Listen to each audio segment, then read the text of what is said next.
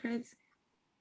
Okay, hello and welcome to Cheat Codes, a podcast powered by Wiggy, where we bring you mentors from all over the space to help you elevate your gaming career and to help open up for more women and marginalized folks to feel more comfortable in our space. I have with me the great Dr. Jenn Noble, who is on Instagram, and I first connected with her through Instagram. I saw one of your posts that specifically was talking about phenotype, and as a mixed Asian person, I was very, very excited to learn the terminology and the language that I needed to learn in order to have the nuanced conversations that we haven't had. So let me just hand it over to you. Can you introduce yourself to our community and what you do and why you do what you do? Yeah, sure. Okay, so I'm Dr. Jenn. So thanks for having me. I am, let's see, you said who am I and what I do, right? And why? So I'm a mixed race person myself. I'm African American and Tamil Sri Lankan, so Malaysian, under the Malaysian category. And I live in Los Angeles, and my day job is I'm a psychologist. So I'm a psychologist. I'm a professor of psychology at a community college out here. And then I have a private practice that serves folks of color, just all marginalized people, but with a specialty focus on like mixed race teens, parents of mixed race teens, and mixed race adults. And yeah, why I do what I do is because, I mean, you know, you live the mixed race experience. You, for the most part, you care about it a lot. And I've always been fascinated by reading research on my own experience or trying to find people who are writing about my experience out there. And then, you know, just seeing the need from the parents I work with and the adults that I encounter, I'm like, I got to make this a focus. Who else is doing this? It needs to be done. So I kind of have a passion for it that way. 110%. I mean, I think our personal context always comes into play when we're kind of picking what we want to do in life, right? For sure. Totally. So one of the biggest misconceptions about mixed race people that I think that the industry as a whole kind of, there's the term monoracial people, right? And that we use that a lot to refer to people that are just one race. And so one of the biggest challenges that I've run into, and I'm sure you have too, is this idea that we are one or the other based on how we look. Right. So what are some things that or some myths that you've heard about mixed people in your context and your experience that you think really are kind of the key pieces that we need to have the discussion about when it comes to being monoracial versus being a mixed person? Well, I guess the biggest myth is that somehow someone should look mixed to be mixed, and that otherwise whatever you look like, people just kind of throw you in that category and don't really bother asking themselves the question. So the only time that not the only time, but a lot of the times, people who get asked more questions often don't fall in some sort of stereotypical look. And so that the person is like, what are you? You know, I mean, I don't know how every single mixed person I've encountered on some level has that conversation where someone's like, I'm sorry, I just have to ask, what are you know, and you're like, why did you have to ask that? You didn't have to ask that, you know? So I think that's a big misconception, is that if you look a certain way, then you should just be that, like just identify that way. And somehow you are stepping out of bounds or disrupting something if you choose to identify differently or as more than one thing. That's actually a myth that's been around for not a myth, I really say it would be a stereotype. Stereotype of mixed race folks is that you are expected to identify how you look. So everybody that would see me would just be like, oh yeah, she's a Black woman, the end, like, and they treat me as such. But if I were to walk in the world and sort of, I don't know, correct people or somehow keep asserting something different, that would really alarm a lot of people, you know? So I think that's a big part of this puzzle. But the funny thing is that there's also a stereotype of mixed race people that if you don't identify with everything in your background, you're a sellout. So it's like, you can't win. Yeah, exactly. Like, which do you want us to do? Like, right. So you're wrong both times.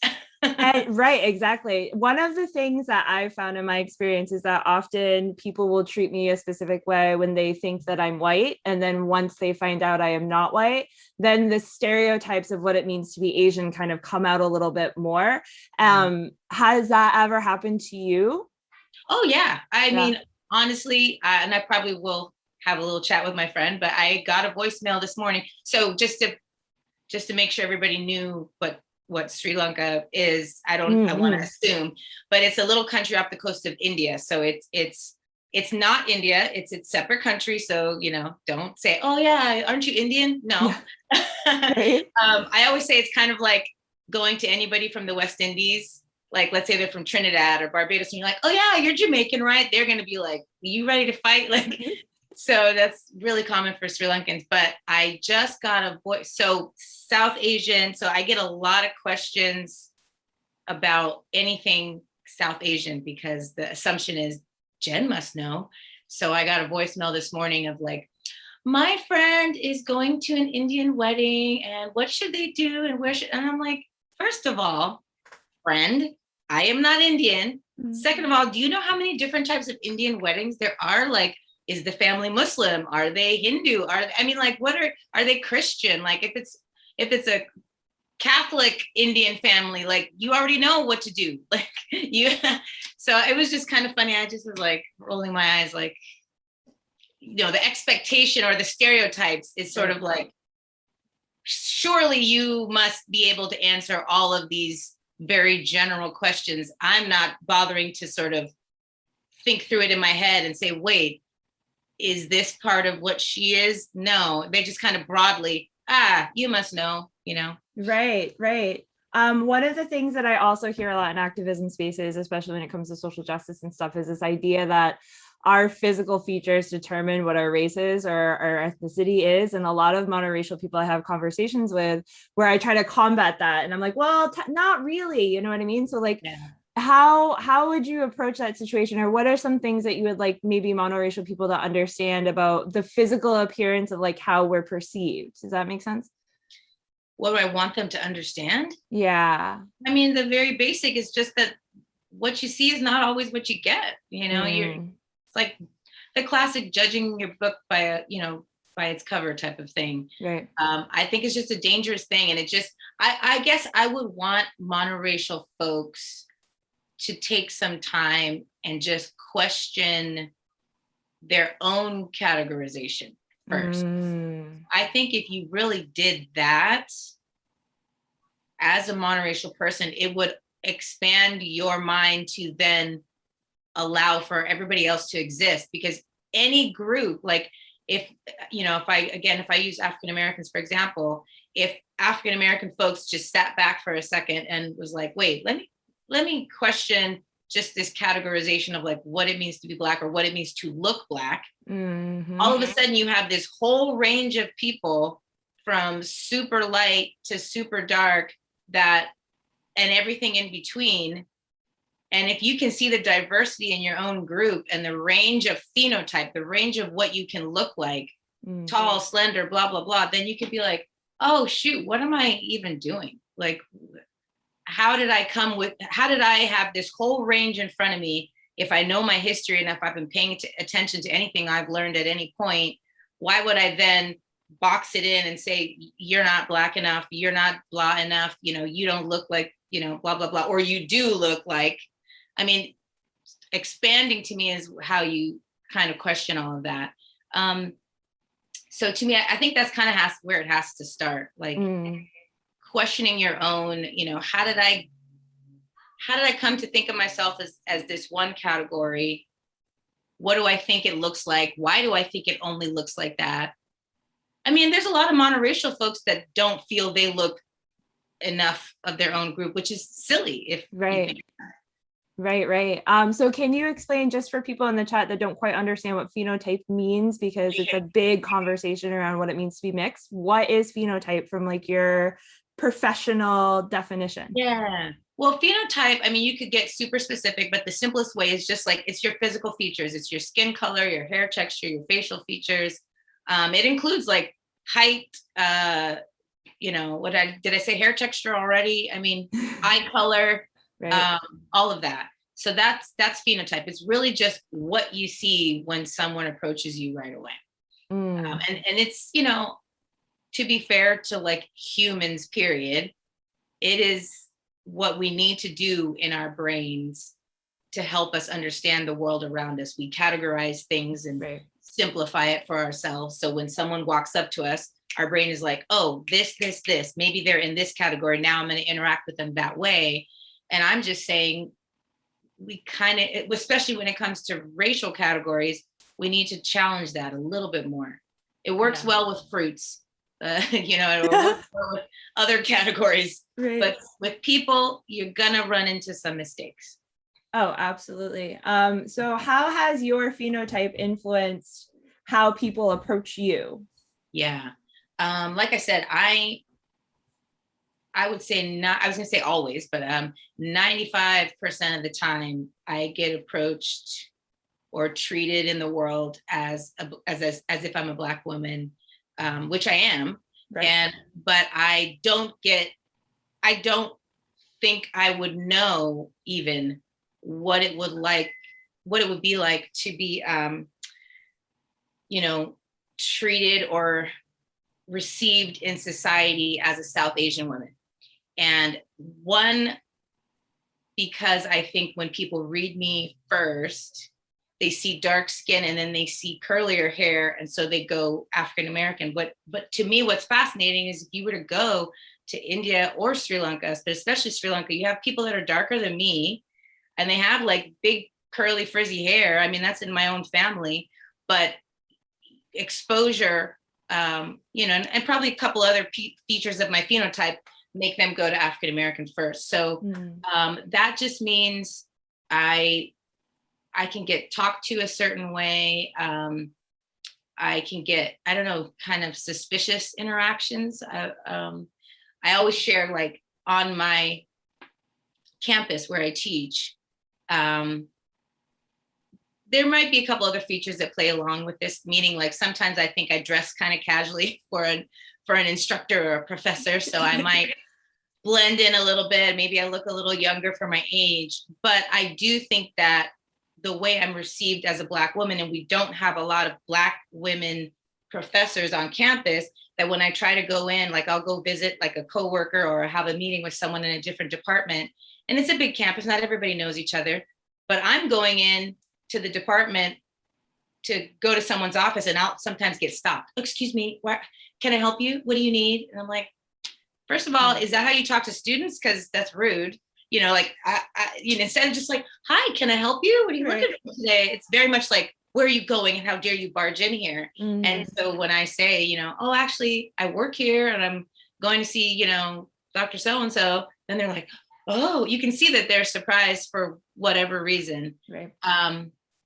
So I get a lot of that. And, with Black Lives Matter stuff, I definitely got coworkers that were reaching out to me with only that information, like, oh, we're so sorry, or, whatever weirdo feelings they were having. Right. They felt they need to make themselves feel better by reaching out to me. But then when there was all the anti-Asian stuff going on in California, well, in other parts of the nation as well, but it was just a lot in Southern and Northern California. Right. I only have one coworker that reached out to me to say something about that. And I understand many of the targets were like East Asian, but it was just notable to me that one coworker who was very aware, oh, she is a member of the Asian community and the Black community, let me reach out to her again, type of thing. And she herself was South Asian. So we both kind of talked about that, but no one else, it doesn't, register. Right. And I have a similar experience too, because when people look at East Asian in my context, they're like, oh, you don't have the eyes, you don't have the nose, but like the rest of me is an exact match to my mother, you know what I mean? Like, who's Korean. Right. So like, but also I want to kind of talk about that a little bit too, because a lot of times the term Asian is very broad. So broad. And there's I have a lot of conversations within my Korean community that are like, the only real kind of shared experience that we have of being Asian Americans is really our trauma against white supremacy. You know, like other than that, I don't know what it's like to be Sri Lankan, you know, Right. like I don't know what it's like to be Indian. I don't know what it's like to be South Asian. And so, especially when you add mixed into it, I think there's a lot of situations where mixed kind of I don't know if this is your experience, but in my experience, it seems like when people talk about mixed, the default is mixed with white. Yes, I think that is definitely the case. And there seems to be a lot of like in even our own community as mixed people, a lot of like erasure of what it means to be Blasian or mixed with anything other than white. So what are some of the things that you find in your experience that would be more helpful maybe if people did have broader conversations even about what it's like to be mixed? What would be more helpful for kind of expanding your mind around what it means to be mixed? Right. Oh, I mean, just, I don't know. I feel like it's like, open your eyes. Like, for us, we're just like, oh my gosh, how do you not know this already? I know. I guess I'm trying to think about it from a different angle, because I guess when you live a certain experience, you can see it all around you because you're paying attention to it. And so maybe I feel like for other folks, kind of turning that on a little bit more, because there's so many of your beloved musicians, actors, and like the famous folks that you see on TV, that if you took one extra second, you'd be like, oh, they're mixed race, number one. Second of all, they don't have a white parent type of thing. Right. Like they're mixed with something else. And like, whoa, did I ever consider that? And then just take a moment and let it sink in and then move on with your life. But I think what a lot of people do is they find out, I'm just going to use an example, Anderson .Paak. So he's African-American and Korean. So if you find out for a moment, you know, like oh, I love Anderson .Paak, love his music, and you don't really think anything about it. You just kind of go on and look at his phenotype and be like, oh yeah, it's a Black guy. He's a cool musician. He's from Cali, whatever. But if you take a second and think about it and then step back and be like, let me just Google, like that 5 minutes of Googling, you can find out like, I did not know this. I did not know that, you know, like he's got a Korean mother. He's this, he's that. All right, now what do I want to do with that in my mind? Let me just remember that the next time I see him, you know what I mean? Rather than he looks Black to me, so he's Black, the end, you know? Yeah. I think small changes like that it's attuning yourself and turning something on, because it's all around us, and it's been all around us. It's not like it's new. It's research around mixed race people has existed for over 40 years. So if someone actually got into academia to do research, like they're mixed race themselves, and then they went in and did research on other mixed race people because they had to go and find them to collect data, that means it's been way more than 40 years. So why are people acting like, what? That's so new, that's so different? Like, no, it's not. You're just late. Yes. Like, definitely. So on the other side, because I think a lot of the times the industry, especially in the gaming industry, we cover like tabletop role playing, which is huge for people that feel marginalized. It's a really good way for them to role play. And a lot of times there are, even in those spaces, like if you look in D&D, you can be like a half elf or a half orc, but the assumption is that the other half of you is human. Always. Okay. And so they're starting to get better about exploring kind of like what it means to be half elf and half, orc, or half elf and half gnome. Like, what would that look like? Kind of a little bit more. But it is a really cool kind of reflection about that same kind of like standard that we have set for ourselves as a society, right? Right. So I think the other thing I wanted to ask too is, what advice would, like, let's say I'm a gaming industry person and I know that I have mixed race people working underneath me. What are some things that I can do to create more of a safe space for them to feel safe at work? Or how would you approach that kind of situation? I mean, I think one area would be to create community. So if you know you're a higher up and you've got mixed race folks that are working in your company or with you, create community for them first so that they can like find each other, talk with each other, talk about what their needs are. And then you can like go and listen, go be a part, go have them, I don't know, make a presentation. But I feel like it's kind of, you've got to start with connecting them to each other and create some safety there. And then start to be like, all right, what do you need? What are we missing? What are we not doing in this company for you as a group? And that only happens once they can sort of talk with each other. Hey, you know what? I keep noticing people do this to me. Oh my God, me too. Okay, you know, I'll see you next Tuesday for our next meeting. Let's talk some more about whatever we need at this company, you know? So it's kind of like the collective voice. The safety and collective voice needs to be created first, in my opinion.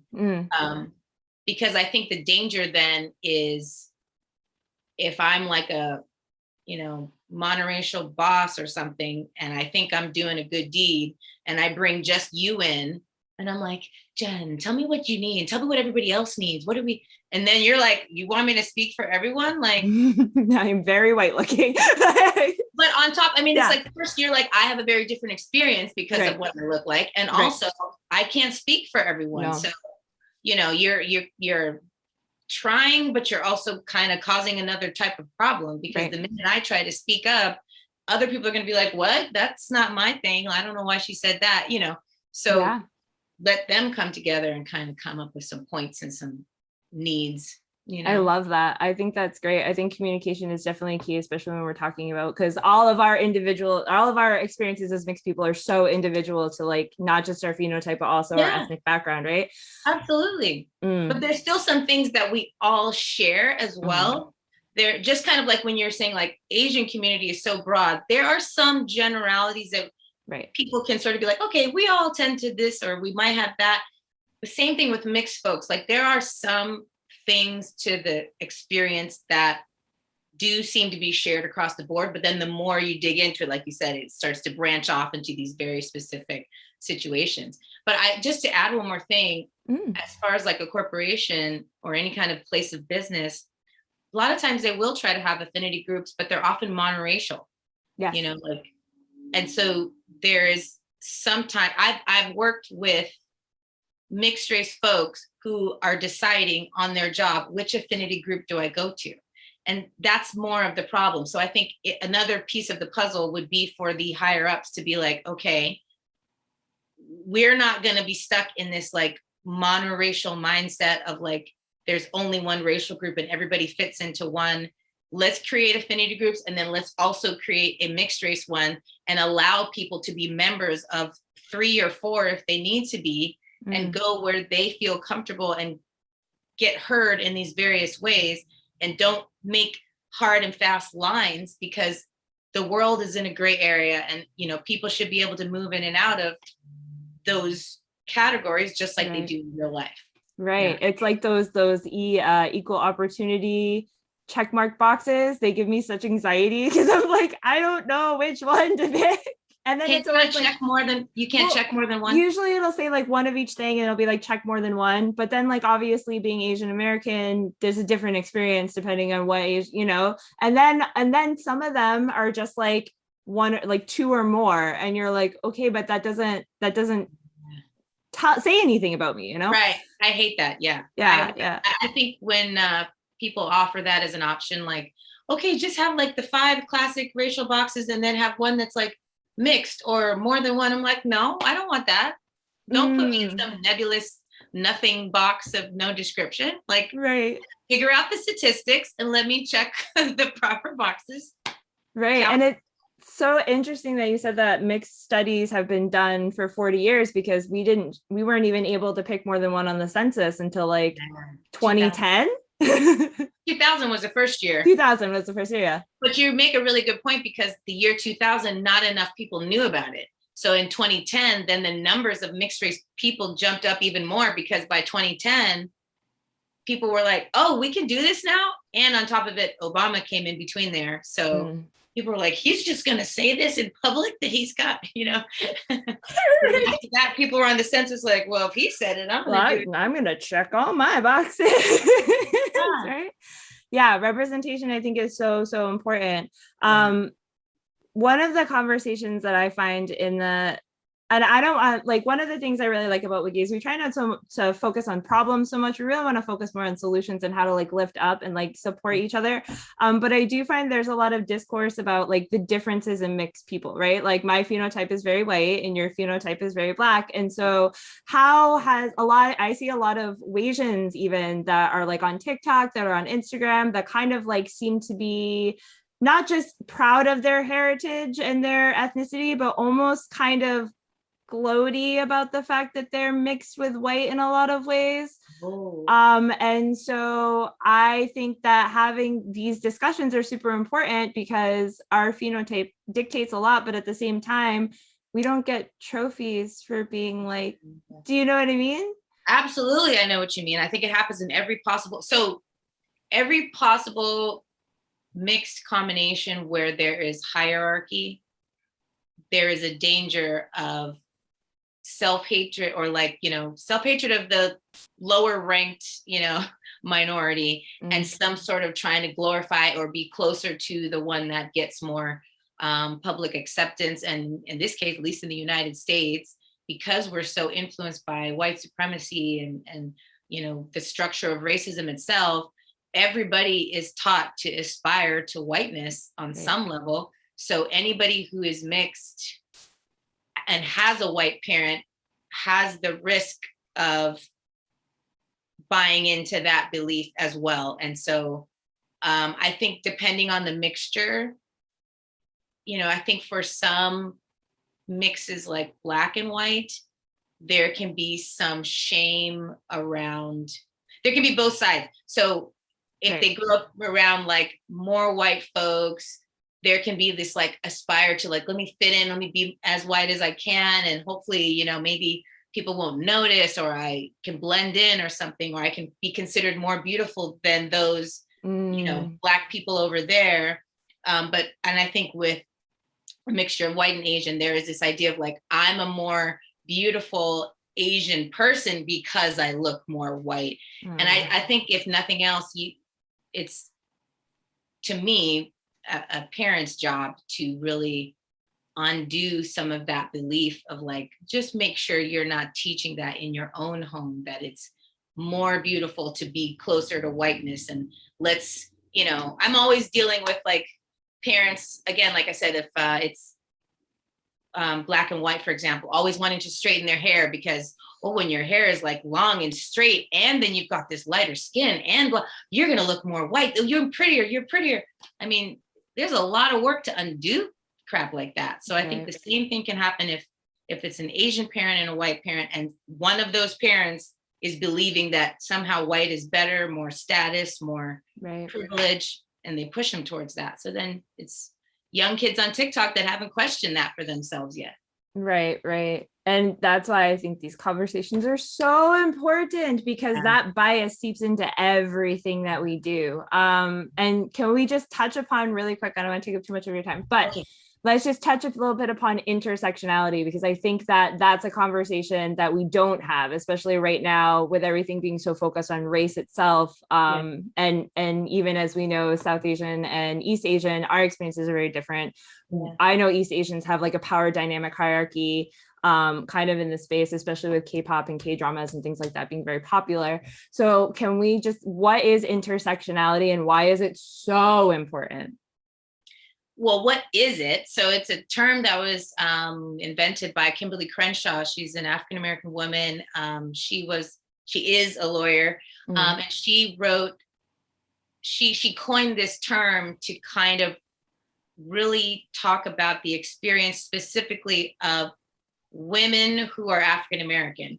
So this was around the time of, if I'm not mistaken, it was a lot of like interest and kind of growth in the world of feminism and wanting women's rights. But then within that spaces, a lot of women of color were like, hold on, are we doing women's rights or are we doing like white women's rights? Because we're sort of saying this or this, and you guys aren't interested in like including our voices or championing our causes. And so she was sort of like, wait, let's really look at this double whammy of marginalization of being not only a woman, but also a Black woman, and how that experience is so different. So that term, she called it intersectionality. And then since then it's kind of blown up to any crossover of two differing marginalized identities and how that makes a very unique experience for someone. So, you know, it could be like, you're a gay woman, you are a, you know, what are some other examples that are different than just race and gender? Like neurodiversity or neurodiversity, like disabled, income. So disability, neurodiversity, income, you know, body image comes in there, educational level, immigration status. Right. So all of those things, when you start to cross over with something else, make a really different experience. And it's important to try to pay attention to those unique crossovers. Like, again, for you and I, as you're saying, you're going to experience more privilege in the world than I would, even though we both, let's say, have an Asian parent, right, or like mixed. If you just categorize as we're both mixed with Asian, but the intersectionality of that, we have two very different life experiences because of how the world looks at those statuses as they mix together. And I think the mixed race community still has a lot of work to do, right, to highlight that. I mean, it's been a pet peeve of mine, honestly. So like I said, since I've been trying to look at research, because like you said, the interest, I'll be fair and say the numbers also dictate some of this. There are higher numbers of mixed race folks that are mixed with white. So on that level, okay, fine. We go where the numbers are. Okay. However, you know, if you really cared about that experience, you would want to see, okay, what is the diversity and the variety in this experience? And I think when it's dual minority mixes, there's not as much interest. And we don't look at the distinct experiences of those two people, because it doesn't bring up that clash of like, dominant and minority. What do they do? You know what I mean? I think people care so much more about how does a person access their white privilege when they have a minority parent? And the rest of us are like, not everybody has that, you know, but the researchers are like, oh, this is fascinating. Can they be white? Will they still be white? How can we help them be white? It's like always like, they're not white. Could they be white? Gosh, we wish they were white. It's like, that's how No, it's 100% true, because I run into so many, in my experience, I run into a lot of Asians now who are trying to use their POC side to absolve them from the privilege that they have. Do you know what I mean? Like they identify as a POC, which is true. Like I am a POC technically. Yes. However, I had the privilege of having a white father to come in and step on people's toes that needed to be stepped on for me. As like when I was told, like, because I grew up in both Korea and America, so I learned history very differently, and my teachers would constantly be failing me on history and social studies and the things that were considered, you know, because I grew up in small town space, right? So they'd be like, oh, the first ironclad ships were the Merrimack and whatever the hell from the Civil War, and I'd be like, excuse me, Commander Yi over in Korea did it in 14 something or other, like against the Japanese. We call them the turtle-clad ships, and they would bully me into changing my answer until my father would come in with his little Korean history book and be like, nope, like here it is. And that I always recognized as a privilege, because I knew if my mother did that, it would not have carried that same way. Interesting. Yeah. So there's definitely privilege in whiteness when you're any type of mix with white. I feel like even just having that full white parent to come in and speak for you, even if they don't listen to you, it's kind of a weird, like backhanded kind of privilege in a way, because you're still being overwritten. But I think that there's a lot of people now in the space that don't know how to navigate being both, because we've never seen that example. Yeah. You know? You mean the example of being both without trying to Absolve yourself from the right, other. right. You know, Yeah. especially I see it in East Asian circles a lot. Yeah. I know. I think it's a great point. I think it is very difficult to me. Like I said, as I was kind of making fun of the research, but I do think a Right. lot of the research tries to explore how a mixed race person with a white parent incorporates that into their identity, especially if it's only defined by privilege and power. Right. Because then it comes back to phenotype, and then only my phenotype allows me to access privilege and power. So then what am I left with? But if you really, I feel if we took an extra step, there's actually a lot of research, and I know we're going over time, but no, it's okay. You can keep just, okay. This is amazing. So there's a lot of research on white racial identity development, and I don't think it's talked about enough. And when I say, this is very much white American racial identity, and it's actually kind of fascinating because it's a Black woman psychologist that wrote and studied and like kind of delineated the stages of white racial identity development. And part of those stages include things that we see all the time, which is like anger about, I'm not racist, and this kind of feeling of guilt of like, oh my God, I'm so sorry, what should I do, here's all my money, that kind of stuff. But there's a later stage of finally being like, you know what, hold on, I have a culture, I have like, I am somebody, I am a racial being, even though people have tried to tell me I'm like the standard. And so maybe I think I don't have a culture at all because it's been sort of erased, and it's like fish living in water. Like, I don't know what I am. This is all my water.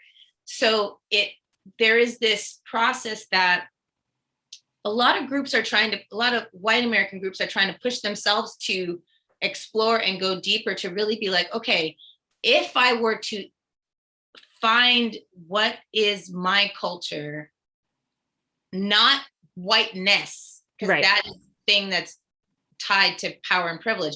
But, I grew up in the Northeast, or I am, white from Texas, I am white from Mississippi. What does that mean? What are my foods? What are the ways that we interacted? What are our cultural things that we did? How do we do Christmas? All whatever. I think that can be passed on to a child, and a child could incorporate that into their identity. But when it's only given as if your parents just white, the end, like white is the standard, we don't know what it is. Right. Then the kid's like, then what does that mean for me? I don't know, because all I understand is that you get to do things that the rest of us don't get to do, and I don't know if I'm allowed to have that or not. And it becomes this other weird puzzle. So to me, white racial identity development is another big solution to this larger problem. If we're really going to undo racism and really undo white supremacy, it really means white people have to be like, okay, if I'm not supreme, then who the hell am I? I don't even know.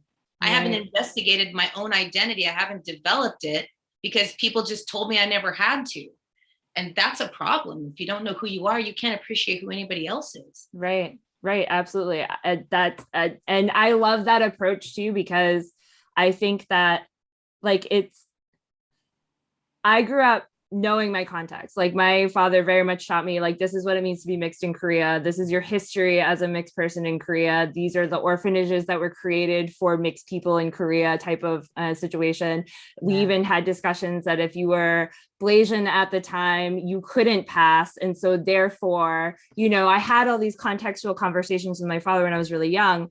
And he was very much like, you're Scottish Korean, like you're Scottish and you're Korean. However, that I think a piece that doesn't get talked about either is understanding, even knowing that my family is Scottish is a privilege. Understanding my ethnic background in that way, compared to an African-American who doesn't necessarily have that privilege.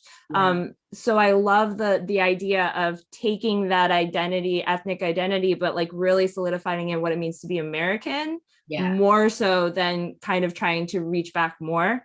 Right. Because there's a lot of white Americans that are like, I don't know if I'm Scottish. I don't know if I'm just, all my family is from Mississippi 3 generations back, and maybe we're English, Scottish, German, and whatever, but we're not connected to any of that anymore. We're just, blanket American type of thing. To me, that's the problem of like, somehow we've all been fed this definition of what it means to be American, and it's one definition of one group of people, and it's not even universal to the whole country. Like I feel like it's only from like maybe the South and some of the Northeast, because even, I don't know, white American in Colorado is like, that's probably not quite correct for us, you know? Right. So, it's lobster country over here. So like, you know, like there's a lot of nuance that we just ignore because we like generalizations and blanket statements. And that is the beginning of all of the problems, when you ignore the nuance. To me. Yeah, no, absolutely. Because even what it means to be white American, what it means to be Asian American, what it means to be Black American means so different to so many people, depending on the region and who your family is and how we grew up. Also too, and you probably find this a lot, when people say people will generalize multiracial and multi-ethnic. Yeah. Right. So can you explain a little bit about the difference between the two for people that might not understand? Yeah. So it does. There is a complicated discussion to be had between race and ethnicity, but essentially racial groupings are very simplified, and I'm trying to find the simplest way to say it, but we've got these kind of classic categories of racial groupings, but within that, there are so many cultural experiences that we then consider to be ethnicities. Because sometimes if you look at the definition, they're very similar, but an ethnicity is thought to be like a shared kind of cultural lifestyle heritage, and it doesn't have to be a shared phenotype, whereas we expect racial groups to share certain physical features. So multi-ethnic would mean that someone could be from the same racial group, but have two very different ethnic backgrounds. So someone who is, you know, I'm just thinking of a good friend of mine because we talk about this a lot. So she's Filipina and Pakistani. So that is two Asian groups, but very different cultural experiences, religious experiences, foods, traditions. I mean, you name it. But if she were to check off a box, it would be one group. Technically, she would be AAPI. But multi-ethnic means she is now navigating like two very different cultural lifestyle experiences. And yeah, people do sometimes put it all under one group, and they should be kept separate, but there are a lot of shared experiences there as well.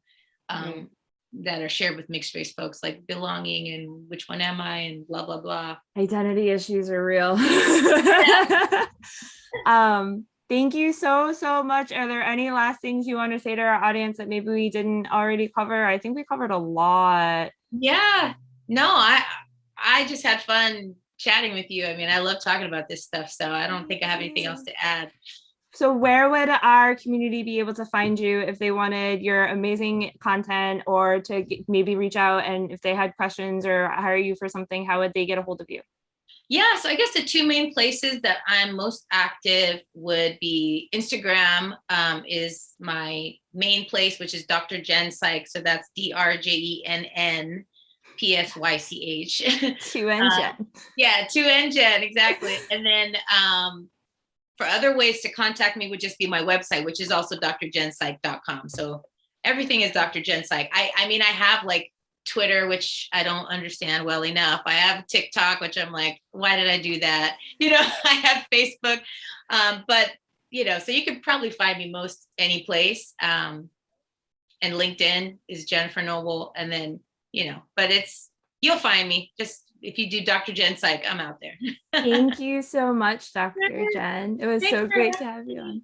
Thank you. And we wanted to say, if cheat codes will be here every third Wednesday of every month, where we talk about different cheat codes. Today we had a really cool discussion about phenotype and being mixed race, and what that means, and how you could be a better ally to your mixed people in your space and around you. We also do the audio podcast, so it'll be released in a couple weeks, and we will see you next time. Bye.